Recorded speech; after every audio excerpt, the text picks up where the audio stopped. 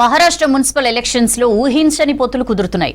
Ambernath municipal ఎన్నికల్లో Congress BJP alliance ఏర్పడింది. ఏక్నాథ్ షిండే నేతృత్వంలోని శివసేనకు మేయర్ పదవి దక్కకుండా 3 పార్టీలు ఒక్కటయ్యాయి.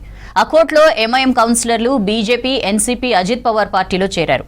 మరోవైపు లోకల్ పొత్తులపై సీరియస్ అయ్యాయి కాంగ్రెస్ బీజేపీ అధిష్టానాలు.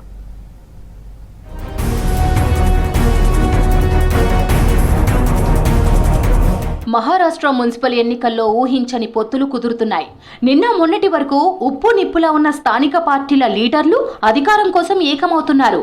అంబర్నాథ్ మున్సిపల్ ఎన్నికల్లో కలలో కూడా ఊహించని విధంగా బీజేపీ కాంగ్రెస్ అలయన్స్ ఏర్పడింది. కాంగ్రెస్ బీజేపీ కూటమిగా ఏర్పడడం ఇదే ఫస్ట్ టైం. వీటికి ఎన్సీపీ అజిత్ పవార్ వర్గం కూడా తోడైంది. మహారాష్ట్ర డిప్యూటీ సీఎం ఏక్నాథ్ షిండే నేతృత్వంలోని శివసేనకు మేయర్ పదవి దక్కకుండా ఈ 3 పార్టీలు ఒకటయ్యాయి.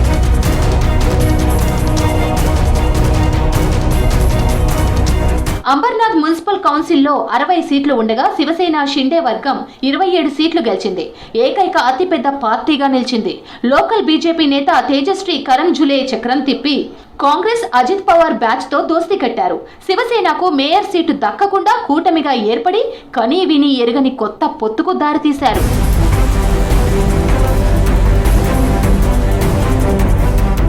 అంబర్నాథ్ మున్సిపల్ రాజకీయం బీజేపీ, శివసేన, షిండే వర్గం మధ్య చిచ్చు పెట్టింది.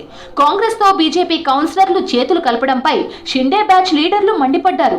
ఎప్పుడో కాంగ్రెస్ కు వ్యతిరేకంగా మాట్లాడే బీజేపీ నేతలు ఇప్పుడు పొత్తు పెట్టుకోవడాన్ని ప్రశ్నించారు. ఈ పొత్తు తమకు వెన్నుపోటు పొడవడమేనని ఆరోపించారు షిండే, శివసేన వర్గం నేతలు.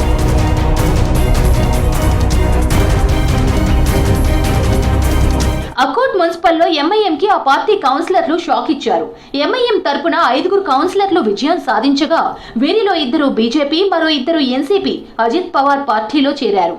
దీంతో అకోట్ వికాస్ మంచ్ పేరుతో కొత్త కూటమి ఏర్పాటు చేసింది బీజేపీ. అకోట్ మున్సిపల్ కౌన్సిల్లో 35 సీట్లుండగా 33 స్థానాలకు ఎలక్షన్స్ జరిగాయి. బీజేపీ 11 సీట్లతో అతిపెద్ద పార్టీగా అవతరించిన మెజార్టీకి అవసరమైన 17 మంది కౌన్సిలర్లు లేకపోవడంతో ఎంఐఎం కౌన్సిలర్లను తమ వైపు తిప్పుకుంది.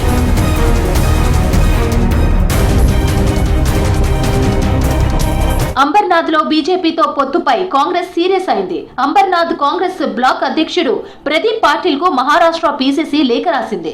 కాంగ్రెస్ గుర్తుపై పోటీ చేసి 12 సీట్లు గెలిచామని తెలిపింది. రాష్ట్ర నాయకత్వానికి తెలియకుండా పొత్తులు ఎందుకు పెట్టుకున్నారని ఆగ్రహం వ్యక్తం చేసింది. పీసీసీ చీఫ్ హర్షవర్ధన్ సూచనల మేరకు పార్టీ నుంచి కౌన్సిలర్లను సస్పెండ్ చేస్తున్నట్లు తెలిపింది మహా కాంగ్రెస్.